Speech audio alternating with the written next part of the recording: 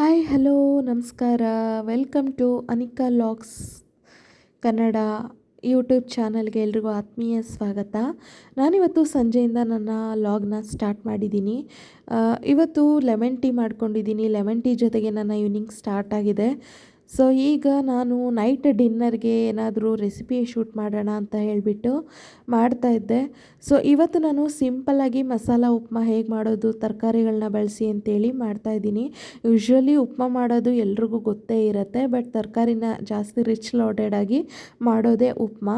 But ನಮ್ಮ ಮನೇಲಿ ಇದನ್ನು ಅಭಿಯವರು ಕೇಳಿ ಕೇಳಿ ಮಾಡಿಸ್ಕೊಂಡು ತಿಂತಾರೆ. ಆಲ್ಮೋಸ್ಟ್ ಉಪ್ಪಿಟ್ಟು ಅಂದರೆ ಎಲ್ರಿಗೂ ಬೋರಿಂಗು, ಬಟ್ ಅಭಿ ಅವ್ರಿಗೆ ಬೋರ್ ಅನಿಸೋದೇ ಇಲ್ಲ. ಇಷ್ಟಪಟ್ಟು ಉಪ್ಪಿಟ್ಟು ಬೇಕು ಬೇಕು ಅಂತ ಕೇಳಿ ಕೇಳಿ ತಿಂತಾರೆ.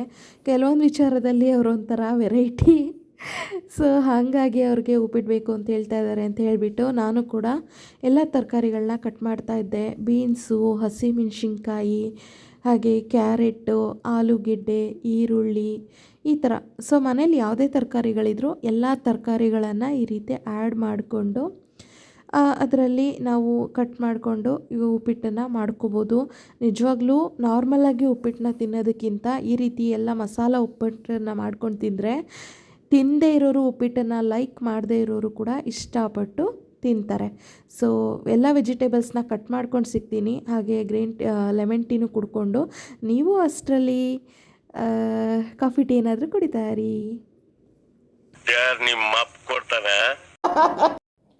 ಸೊ ಫೈನಲಿ ಉಪ್ಪಿಟ್ಟಿಗೆ ರೆಡಿ ಮಾಡ್ಕೊಂಡಾಯಿತು. ಇದು ನಾರ್ಮಲ್ ರವಾ ಉಪ್ಪಿಟ್ಟು ಅಭಿಯವ್ರಿಗೆ ಅಂತ ಹೇಳಿಬಿಟ್ಟು ಮಾಡ್ಕೊಂಡಿದ್ದೀನಿ.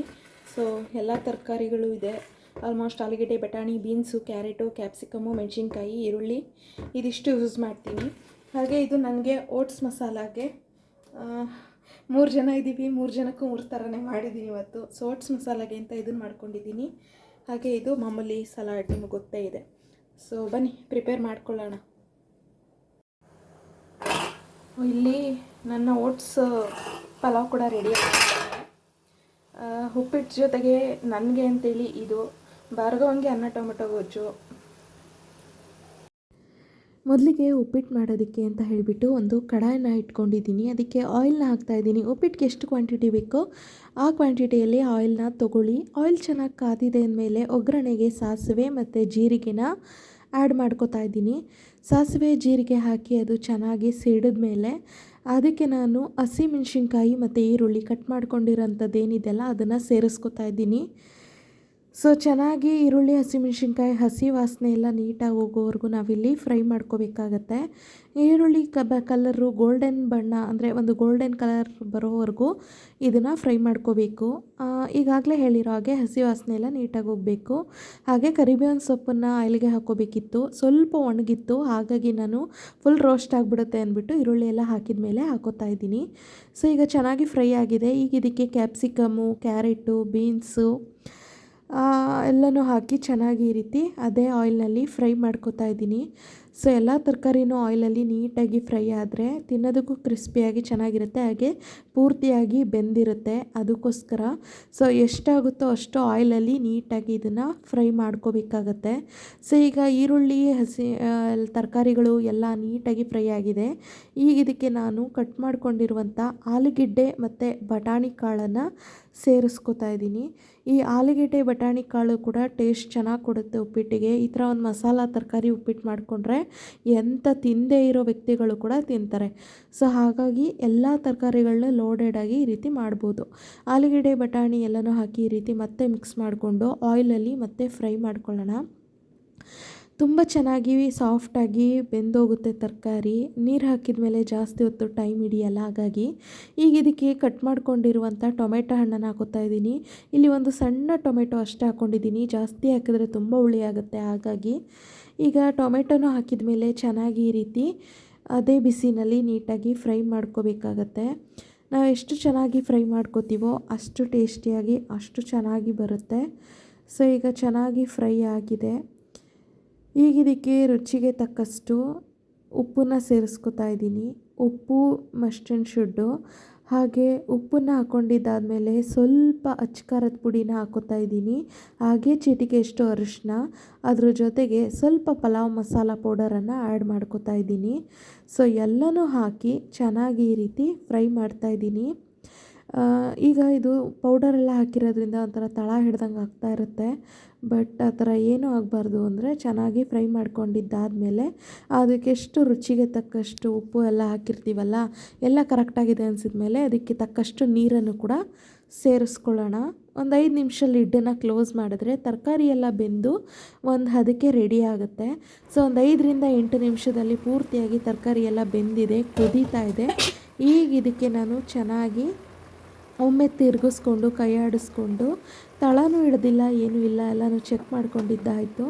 ಸೊ ಈಗ ಇದಕ್ಕೆ ನಾನು ಹುರಿದಿರುವಂಥ, ಅಂದರೆ ಈಗ ಆಲ್ರೆಡಿ ಹುರಿದಿಟ್ಕೊಂಡಿರುವಂಥ ರವೆಯನ್ನು ಇದಕ್ಕೆ ಸೇರಿಸ್ಕೊಳ್ತಾ ಇದ್ದೀನಿ. ಸೊ ರವೆನ ಹಾಕಿ ಚೆನ್ನಾಗಿ ಈ ರೀತಿ ಕೈ ಆಡಿಸ್ಕೋಬೇಕು. ಕೈ ಆಡಿಸ್ಲಿಲ್ಲ ಅಂದರೆ ಗಂಟು ಆಗಿಬಿಡುತ್ತೆ. ಸೊ ಈ ಥರ ಎಲ್ಲ ರವೆನ ಪೂರ್ತಿಯಾಗಿ ತರಕಾರಿಗೆ, ನೀರಿಗೆಲ್ಲದಕ್ಕೂ ಸೆಟ್ ಆಗೋ ಥರ ಕೈ ಆಡಿಸಿ ಚೆನ್ನಾಗಿ ತಿರುಗಿಸ್ಕೋಬೇಕು. ಆಲ್ಮೋಸ್ಟ್ 1 ನಿಮಿಷಕ್ಕೆಲ್ಲ ರವೆ ನೀರನ್ನು ಹೀರಿಕೊಂಡು ಗಟ್ಟಿಯಾಗುತ್ತೆ ನೋಡಿ. ಈಗ ಪರ್ಫೆಕ್ಟ್ ಆಗಿರುವಂಥ ಮಸಾಲ ಉಪ್ಮಾ ರೆಡಿಯಾಗಿದೆ. ಈಗ ಇದಕ್ಕೆ ಕೊತ್ತಂಬರಿ ಸೊಪ್ಪನ್ನ ಹಾಕಿ ಗ್ಯಾಸ್ನ ಆಫ್ ಮಾಡಿ ಲಿಡ್ ಕ್ಲೋಸ್ ಮಾಡಿದ್ರೆ ಪರ್ಫೆಕ್ಟ್ ಅದಕ್ಕೆ ಉಪ್ಪಿಟ್ಟು ರೆಡಿಯಾಗಿರುತ್ತೆ. ಸೊ ಇದ್ರ ಹಿಂದೆನೇ ನಾನೀಗ ಸ್ವೀಟ್ ಕಾರ್ನ ಸಲಾಡ್ಗೆ ರೆಡಿ ಮಾಡ್ಕೋತಾ ಇದ್ದೀನಿ. ಸ್ವೀಟ್ ಕಾರ್ನ್ ಸಲಾಡ್ಗೆ ಫಸ್ಟು ಬೇಯಿಸ್ಕೊಂಡಿರುವಂಥ ಸ್ವೀಟ್ ಕಾರ್ನನ್ನು ಇಲ್ಲಿ ಒಂದು ಬೌಲ್ಗೆ ಆ್ಯಡ್ ಮಾಡ್ಕೋತಾ ಇದ್ದೀನಿ. ಮೊದಲಿಗೆ ಇದನ್ನು ಬೇಯಿಸ್ಕೊಬಿಟ್ಟಿದ್ದೀನಿ. ಈಗ ಇದಕ್ಕೆ ಕಟ್ ಮಾಡಿರುವಂಥ ಹಸಿಮೆಣ್ಸಿನ್ಕಾಯಿ, ಕ್ಯಾರೆಟು, ಹಾಗೆ ಸ್ವಲ್ಪ ಈರುಳ್ಳಿ, ಹಾಗೆ ಸ್ವಲ್ಪ ಕೊತ್ತಂಬರಿ ಸೊಪ್ಪು ಎಲ್ಲನೂ ಸಣ್ಣದಾಗಿ ಹಚ್ಕೊಂಡು ಅದನ್ನು ಸ್ವೀಟ್ ಕಾರ್ನ್ ಜೊತೆಗೆ ಮಿಕ್ಸ್ ಮಾಡ್ಕೋತಾ ಇದ್ದೀನಿ. ಈಗ ಇದಕ್ಕೆ ಏನೇನು ಹಾಕಿದ್ದೀವಲ್ಲ, ಈರುಳ್ಳಿ, ಕ್ಯಾರೆಟು, ಅದು ಇದು ಸೊಪ್ಪು, ಹಸಿಮೆಣ್ಸಿನ್ಕಾಯಿ, ಇದಿಷ್ಟನ್ನು ಹಾಕಿ ರುಚಿಗೆ ತಕ್ಕಷ್ಟು ಉಪ್ಪು, ಹಾಗೆ ಸ್ವಲ್ಪ ಅಚ್ಕಾರದ ಪುಡಿ, ಅದ್ರ ಜೊತೆಗೆ ಸ್ವಲ್ಪ ಚಾಟ್ ಮಸಾಲ ಅಷ್ಟನ್ನು ಹಾಕಿಬಿಟ್ಟು ಚೆನ್ನಾಗಿ ಒಂದು ಸ್ಪೂನ್ನ ತಗೊಂಡು ಮಿಕ್ಸ್ ಮಾಡೋಣ. ಅಷ್ಟೇ. ಇದನ್ನು ಬಿಟ್ಟರೆ ಈ ಸಲಾಡ್ಗೆ ಬೇರೆ ಏನೂ ಎಕ್ಸ್ಟ್ರಾ ಕೆಲಸ ಇರೋದಿಲ್ಲ. ತುಂಬಾ ಬೇಗ, ತುಂಬಾ ಕ್ವಿಕ್ಕಾಗಿ ಆಗುವಂಥ ಒಂದು ಸಲಾಡ್ ಇದು. ನಾವು ಹೊರಗಡೆ ಎಲ್ಲ ಸ್ವೀಟ್ ಕಾರ್ನ್ ತಿಂತೀವಿ ಅಲ್ವಾ, ಅದಕ್ಕೆ ಈರುಳ್ಳಿ, ಹಸಿಮೆಣ್ಸಿನ್ಕಾಯಿ, ಕೊತ್ತಂಬರಿ ಸೊಪ್ಪು ಆ ಥರ ಏನೂ ಹಾಕಲ್ಲ. ಬಟ್ ನಾರ್ಮಲ್ಲಾಗಿ ಸ್ವೀಟ್ ಕಾರ್ನ್ ಬೇಯಿಸ್ಬಿಟ್ಟು ಅದಕ್ಕೆ ತುಪ್ಪ, ಅಚ್ಕಾರದ ಪುಡಿ, ಉಪ್ಪು, ಗರಂ ಮಸಾಲ ಎಲ್ಲ ಹಾಕ್ಕೊಡ್ತಾರೆ. ಬಟ್ ಇಲ್ಲಿ ನಾವು ಸ್ಪೆಷಲಾಗಿ ಸೈಡ್ ಡಿಶ್ ಆಗಿ ತಿನ್ನುವಾಗ ಊಟಕ್ಕೆ ಈರುಳ್ಳಿ ಹಾಗೆ ಈ ಥರ ಎಲ್ಲ ಸೊಪ್ಪು, ಕ್ಯಾರೆಟ್ ಇದನ್ನೆಲ್ಲ ಹಾಕೋದ್ರಿಂದ ರುಚಿ ಜಾಸ್ತಿ ಆಗುತ್ತೆ. ಟೈಮು 8 ಗಂಟೆ. ಸೊ ಅಭಿ ಇನ್ನೂ ಬರಲಿಲ್ಲ. ನಾನು ನನಗೆ ಅಂತ ಹೇಳ್ಬಿಟ್ಟು ಓಟ್ಸ್ ಪಲಾವ್ ಮಾಡ್ಕೊಂಡಿದ್ದೀನಿ. ಸೊ ಅದನ್ನು ತಿಂತೀನಿ ಇವಾಗ. ತುಂಬ ಚೆನ್ನಾಗಿರುತ್ತೆ. ಸ್ವಲ್ಪ ಸೂಪಿ ಬೇಕು ಅಂತ ನೀರು ಥರನೇ ಮಾಡ್ಕೊಂಡಿದ್ದೀನಿ. ಇಲ್ಲಾಂದರೆ ಡ್ರೈ ಪಲಾವ್ ಥರ ನಮ್ಮ ರೈಸಲ್ಲಿ ಹೇಗಾಗುತ್ತೆ ಆ ಥರನೂ ಮಾಡ್ಕೋಬೋದು, ಚೆನ್ನಾಗಿರುತ್ತೆ. ಸೊ ಟೇಸ್ಟ್ ಮಾಡೋಣ ಬನ್ನಿ.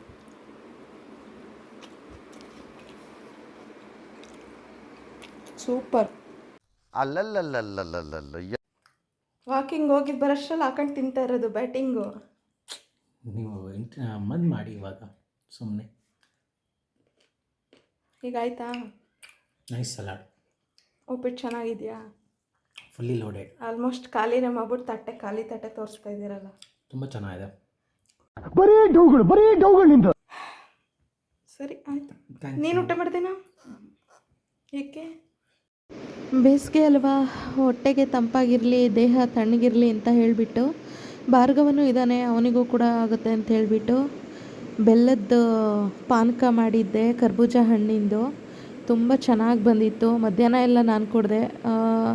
ಬಟ್ ಮಧ್ಯಾಹ್ನ ಎಲ್ಲ ಅವ್ರು ಇರಲಿಲ್ಲ, ಭಾರ್ಗವನು ಜಾಸ್ತಿ ಕುಡ್ದಿಲ್ಲ ಅಂದ್ಬಿಟ್ಟು ಇವಾಗ ಊಟ ಆದಮೇಲೆ ಇಬ್ಬರಿಗೂ ಒಂದೊಂದು ಗ್ಲಾಸ್ ಸರ್ವ್ ಮಾಡ್ತಾಯಿದ್ದೆ. ನಿಜವಾಗ್ಲೂ ತುಂಬ ಚೆನ್ನಾಗಿ ಬಂದಿತ್ತು. ಈ ಬೇಸಿಗೆಗಾಲದಲ್ಲಿ ಈ ಥರ ಎಲ್ಲ ಕುಡಿದ್ರೆ ಆರೋಗ್ಯಕ್ಕೆ ತುಂಬಾ ಒಳ್ಳೆಯದು.